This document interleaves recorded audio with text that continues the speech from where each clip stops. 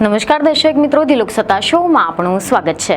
દેશમાં ચોમાસાનો એક ભાગ પસાર થઈ ગયો છે, જેમાં ગુજરાતમાં પણ ચોમાસાની શરૂઆત થઈને મહિનો પણ પૂર્ણ થઈ ગયો છે અને આ સમય દરમિયાન રાજ્યમાં અમુક જિલ્લાઓમાં ભારે વરસાદ વરસ્યો છે, તો બીજી તરફ અમુક જિલ્લાઓમાં તો વરસાદથી વંચિત રહી ગયા હોવાનું પણ સામે આવ્યું છે।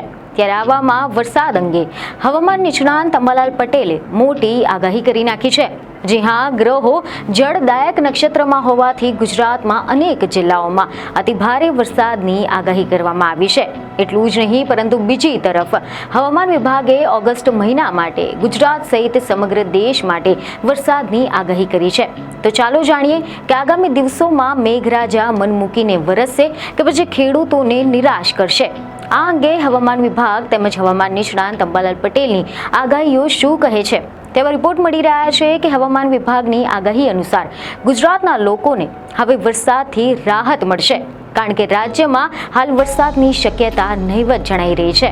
હવામાન વિભાગ પ્રમાણે ભારે વરસાદ નથી પડવાનો, કેટલીક જગ્યાએ હળવાથી મધ્યમ વરસાદની આગાહી કરવામાં આવી છે, જેમાં એવા રિપોર્ટ મળી રહ્યા છે કે હાલના હવામાન વિભાગની આગાહી અનુસાર રાજ્યના બનાસકાંઠા, પાટણ, મહેસાણા, સાબરકાંઠા, ગાંધીનગર, અમદાવાદ, અરવલ્લી, ખેડા, આણંદ, પંચમહાલ, દાહોદ, મહીસાગર, વડોદરા, છોટાઉદેપુર, નર્મદા, ભરૂચ, સુરત, ડાંગ, તાપી, નવસારી, વલસાડ, સુરેન્દ્રનગર, રાજકોટ, જામનગર, પોરબંદર, જૂનાગઢ, ગીર સોમનાથ, બોટાદ, મોરબી, કચ્છ, ભાવનગર, અમરેલી અને દ્વારકા જેવા જિલ્લાઓમાં હળવાથી મધ્યમ વરસાદની આગાહી કરવામાં આવી છે।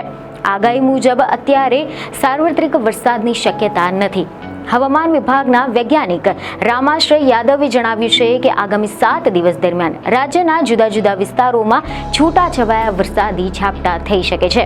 ખાસ કરીને 4 થી લઈને 6 ઓગસ્ટ દરમિયાન દરિયામાં પવનની ગતિ વધુ રહેશે। આના કારણે માછીમારોને દરિયો ન ખેડવાની પણ ચેતવણી આપવામાં આવી છે।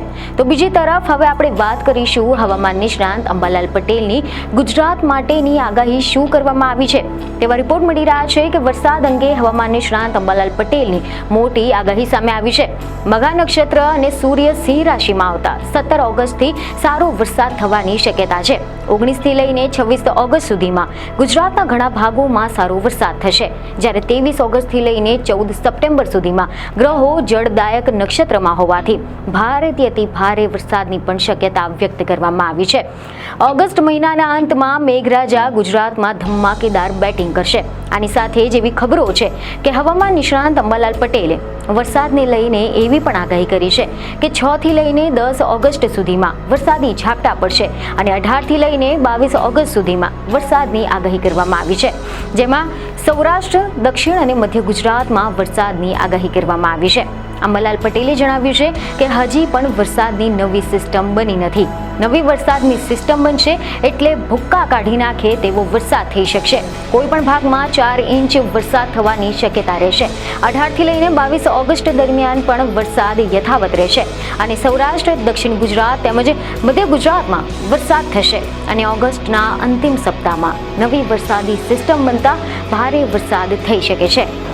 આ સાથે જ તેમણે જણાવ્યું છે કે બંગાળના ઉપસાગરમાં સિસ્ટમ બનતા ભારે વરસાદની આગાહી કરવામાં આવી છે અને ત્યારબાદ એટલે કે 23 ઓગસ્ટથી પર્વતાકાર વરસાદ થવાનો છે, જ્યાં ચડે ત્યાં વરસાદ પડે તેવી સ્થિતિ સર્જાશે। સાબરમતી નદીમાં પણ પાણીનો આવરો આવે અને નર્મદા ડેમમાં પાણીની આવક વધી શકે છે। નર્મદા બે કાંઠે વહી શકે છે। તાપી નદીમાં પણ પાણીનો પ્રવાહ વધી શકે છે। ગણેશ ચતુર્થીના તહેવાર દરમિયાન વરસાદી માહોલ રહેશે। 27 થી લઈને 30 ઓગસ્ટ વરસાદ રહેવાનો છે અને ત્યારબાદ 3 સપ્ટેમ્બર થી લઈને 14 સપ્ટેમ્બર દરમિયાન વિવિધ વિસ્તારોમાં વરસાદ થશે। સૌરાષ્ટ્રમાં જન્માષ્ટમી દરમિયાન લોકો મેળાની મજા માણી શકશે। જન્માષ્ટમી દરમિયાન વરસાદ સામાન્ય રહેશે। સૌરાષ્ટ્રમાં જન્માષ્ટમી દરમિયાન વરસાદી ઝાપટા થઈ શકે છે। ઉત્તર ગુજરાતના કેટલાક ભાગોમાં પણ ભારે વરસાદની શક્યતા રહેશે, જ્યારે સાબરકાંઠાના ભાગોમાં ભારેથી ભારે વરસાદની શક્યતા રહેશે। આની સાથે જ તેમણે એમ પણ જણાવ્યું હતું કે 3 ઓગસ્ટથી સૂર્ય આશ્લેષા નક્ષત્રમાં આવતા વિવિધ ભાગોમાં હળવા વરસાદી ઝાપટા પડવાની શક્યતા છે। 6 થી લઈને 10 ઓગસ્ટ સુધી વિવિધ ભાગોમાં વરસાદી ઝાપટા વધી શકે છે। 17 ઓગસ્ટથી મઘા નક્ષત્ર અને સૂર્ય સિંહ રાશિમાં આવતા સારો એવો વરસાદ થવાની પણ શક્યતા છે। 19 ઓગસ્ટથી લઈને 26 તારીખ સુધીમાં રાજ્યના ઘણા બધા ભાગોમાં સારો એવો વરસાદ થઈ શકે છે. 23 ઓગસ્ટથી 14 સપ્ટેમ્બર સુધીમાં ગ્રહો જળદાયક નક્ષત્રમાં હોવાથી ભારેથી અતિ ભારે વરસાદની આગાહી છે. 14 અને 15 ઓગસ્ટ બાદ વરસાદની સ્થિતિ સાનુકૂળ થશે. ઓગસ્ટ મહિનાના અંતમાં ગુજરાતમાં સારો એવો વરસાદ થશે. તો બીજી તરફ ભારતીય હવામાન વિભાગ એટલે કે IMDની પણ માહિતી અનુસાર આજથી 6 દિવસ દક્ષિણ ગુજરાતમાં ગાજવીજની સાથે હળવાથી મધ્યમ વરસાદની સંભાવના છે, જેમાં વડોદરા, ભરૂચ, છોટાઉદેપુર, સુરત, નવસારી, દમણ, વલસાડ, તાપી, ડાંગ, નર્મદા, દાદરાનગર હવેલીનો સમાવેશ થાય છે. IMDના ડેટા અનુસાર ગુજરાતમાં આ સ્થિતિ 3 ઓગસ્ટથી લઈને 8 ઓગસ્ટ સુધી યથાવત રહેવાની છે. આ સમયગાળા દરમિયાન કચ્છમાં નહિવત સમાન વરસાદની સંભાવના છે. જ્યારે વાત કરીએ મધ્ય ગુજરાત, સૌરાષ્ટ્ર અને ઉત્તર ગુજરાતની, તો ત્યાં હળવા વરસાદની આગાહી કરવામાં આવી છે, જેમાં બનાસકાંઠા, પાટણ, મહેસાણા, સાબરકાંઠા, ગાંધીનગર, અરવલ્લી, મહીસાગર, પંચમહાલ, દાહોદ, ખેડા, આણંદ, ગાંધીનગર, અમદાવાદ, સુરેન્દ્રનગર, મોરબી, બોટાદ, રાજકોટ, અમરેલી, જામનગર, જૂનાગઢ, ગીર સોમનાથ, પોરબંદર, દેવભૂમિ, દ્વારકાનો સમાવેશ થાય છે. તો હવે આ સિઝનમાં થયેલા વરસાદની જો આપણે વાત કરીએ તો મીડિયા રિપોર્ટ અનુસાર એવી માહિતી છે કે 1 જૂનથી લઈને 31 જુલાઈ સુધીમાં રાજ્યમાં સામાન્ય કરતાં 27% વધારે વરસાદ નોંધાયો છે, જ્યારે સમગ્ર ગુજરાતમાં સરેરાશ 30%થી પણ વધારે વરસાદ પડ્યો છે. ઝોનની જો આપણે વાત કરીએ તો સૌરાષ્ટ્ર કચ્છ વિસ્તારમાં 23% વરસાદ નોંધાયો હતો, પરંતુ ઓગસ્ટમાં વરસાદની શક્યતાઓ ઓછી થઈ ગઈ છે. સમગ્ર રાજ્યમાં માત્ર હળવાથી મધ્યમ વરસાદની આગાહી કરવામાં આવી છે અને આ દરમિયાન ક્યાંય પણ ભારે વરસાદની આગાહી નથી કરવામાં આવી. હવે જો આપણે વાત કરીએ દેશના અન્ય રાજ્યોના હવામાન વિશે, તેવા અહેવાલ મળી રહ્યા છે કે દિલ્હી, યુપીમાં ભારે વરસાદ પડી રહ્યો છે. દિલ્હીના ઘણા બધા વિસ્તારોમાં પાણી ભરાઈ ગયા છે. કેટલીક જગ્યાએ તો વાહનો પણ અટવાઈ ગયા છે. હવામાન વિભાગે 3 ઓગસ્ટે દિલ્હી અને NCR, રાજસ્થાન, હરિયાણા, પંજાબ, ઉત્તર પ્રદેશ, મધ્યપ્રદેશ, બિહાર અને ઝારખંડમાં ભારે વરસાદની ચેતવણી જાહેર કરી છે. આ સિવાય ઓગસ્ટ અને સપ્ટેમ્બર મહિનામાં પણ સારો એવો વરસાદ થશે, જેમાં રવિવાર માટે એટલે કે આજ માટે ઉત્તર પ્રદેશ અને ઉત્તરાખંડના ઉત્તરીય ભાગો માટે ઓરેન્જ એલર્ટ જાહેર કરવામાં આવ્યું છે. આ સિવાય બિહારના ઉત્તરીય ભાગમાં 3 તારીખે ભારે વરસાદ રહેવાનો છે.